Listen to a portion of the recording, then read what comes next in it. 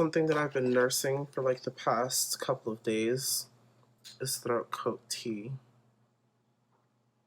with some honey. It's really, really good for the throat. Singers, it's important that... Why the hell is this so damn watery?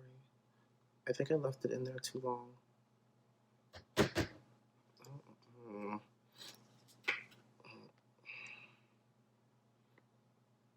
Hopefully it still has it. Ooh.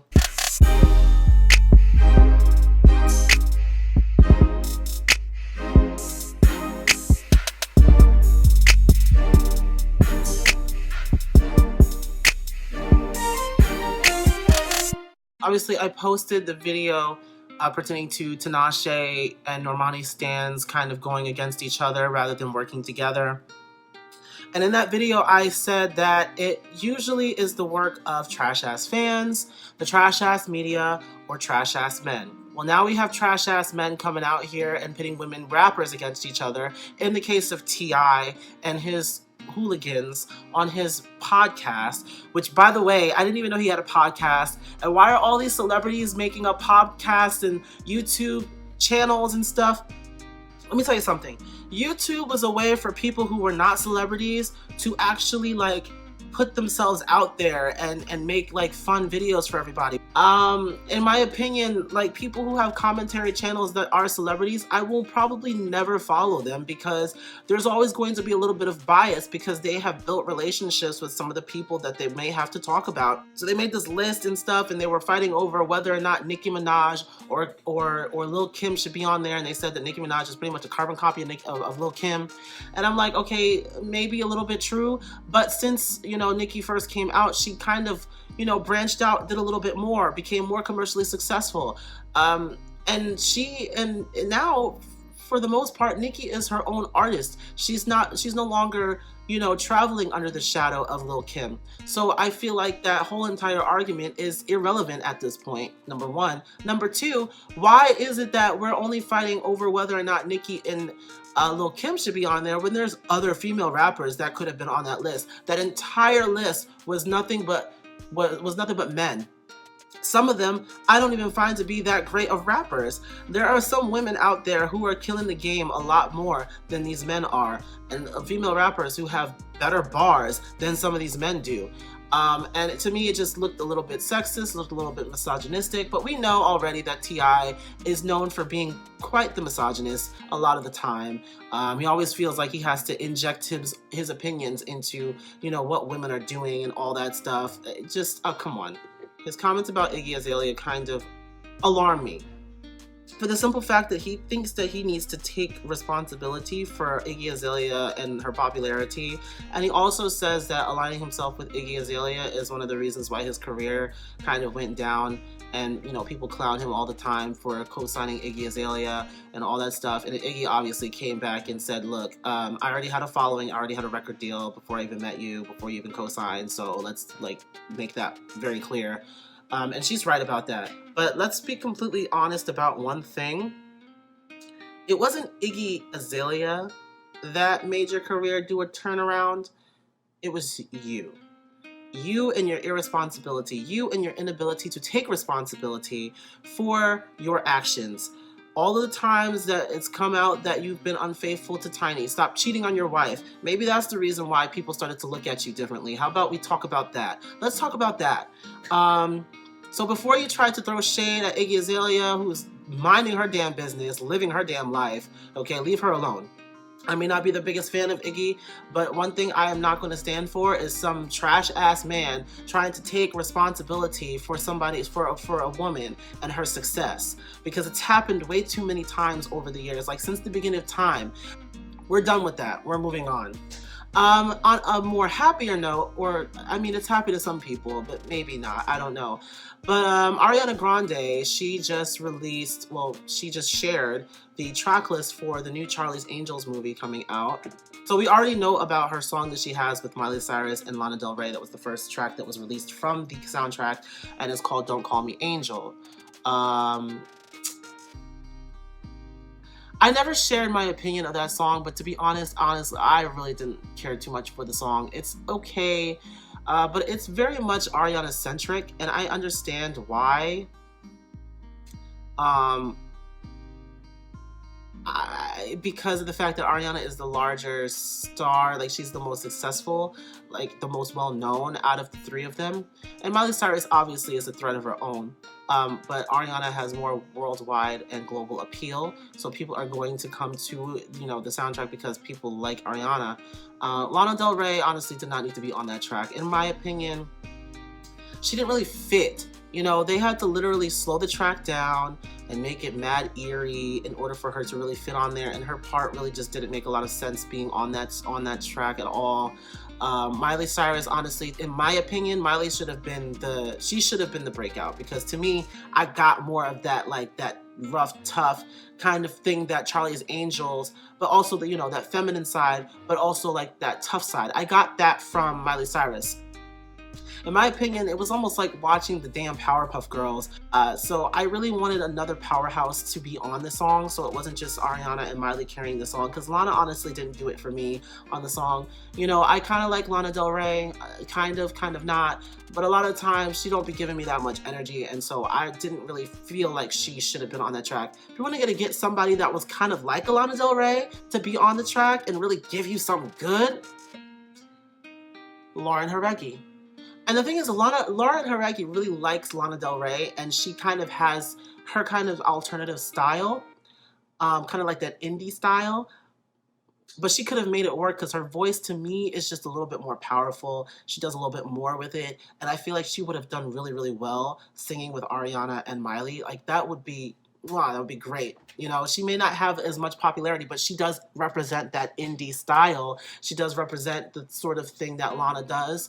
So I feel like maybe Lauren Jarecki, maybe somebody like a Kiana Lede or something. But Kiana Lede is on this album too. So let's go down the track list. We have Cash Doll, I'm Here For It.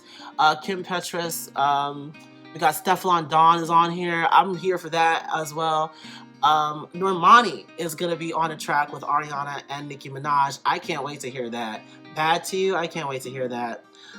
We got Eyes Off You, which is M22. We got Kiana Lede.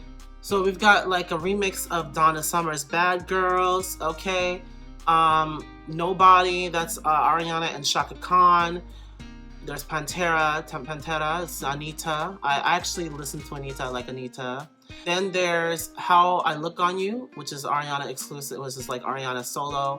Blackout by Danielle Bradbury. Got Her Own, that's Ariana and Victoria Monet. That's a good mix. And Charlie's Angels theme, the original theme, but it's like a remix. Here we go. Okay, so there are some people that have an issue with Ariana being the one, like being like the sole vocalist on this. Like she's gonna be singing throughout most of this movie. We're gonna hear Ariana's voice. Do I have a problem with that? Hold on. Let me show.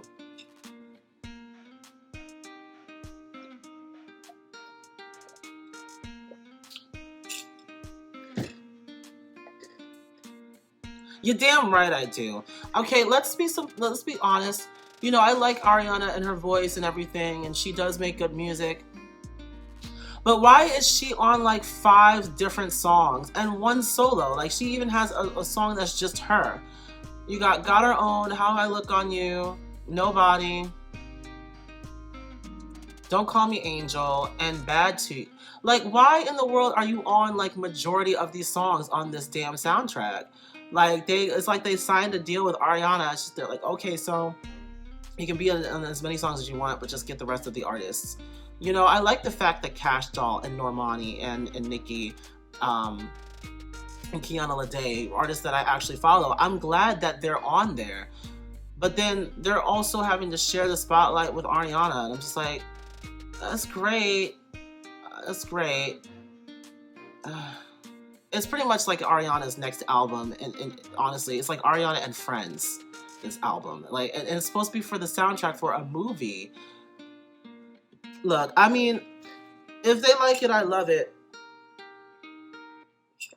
But I have to be honest in saying that, like, if you're gonna be on all these tracks and also have your own solo, then why do you have to be like the most heard person in all of the collaborative tracks.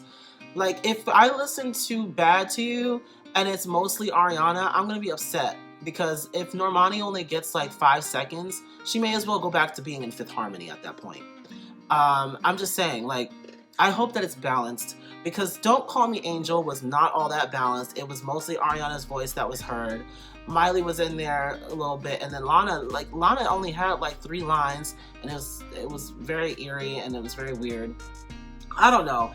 I'm not really so sure. Like, I'm excited for it, but I'm just not so sure that it's gonna go over well. Like, it'll probably chart, but I'm not sure how well it'll do, like, over time, like over the course of the movie being out and stuff.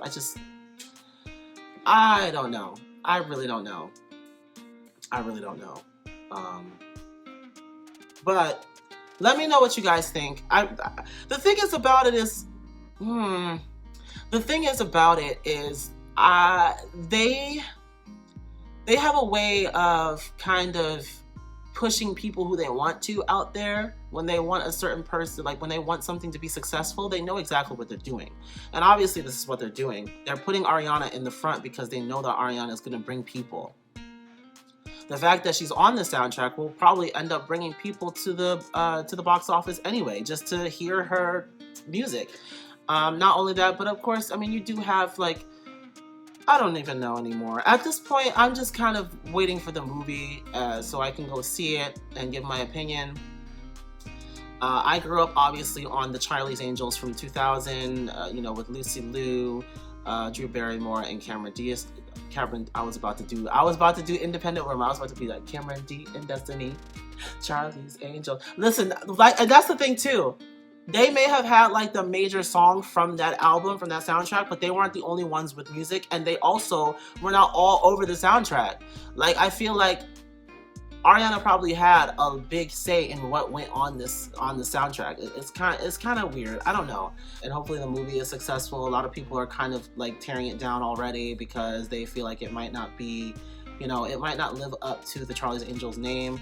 But if we're being completely honest, I mean, Charlie's Angels has always been one of those shows / movies that didn't take itself too seriously. Like, it showed you women empowerment, but it also showed you like all different sides of the woman. And there were a lot of people even back then who like didn't really take Charlie's Angels all that seriously. And so it kind of became its own meme in its own way. Like, before memes were a thing, Charlie's Angel was a meme of itself. But that's all I really have to say about it. Let me know what you guys think of this. Are you pleased with the soundtrack, with the list? Who are you most wanting to hear from? I know I want to hear that Cash Doll song. I definitely want to hear Bad to You, and I definitely want to hear the song with Kiana Lede on it. I'm excited for that. So just let me know what you guys think. Anyway, that's going to be it for this video. I hope everybody has a great day. Make sure that you give me a like if you like the video. Obviously, subscribe if you're new to this channel and you want to see more of these types of videos. And also request some other things down for me below that you want me to talk about and or react to. So, that's going to be it. Take care, you guys.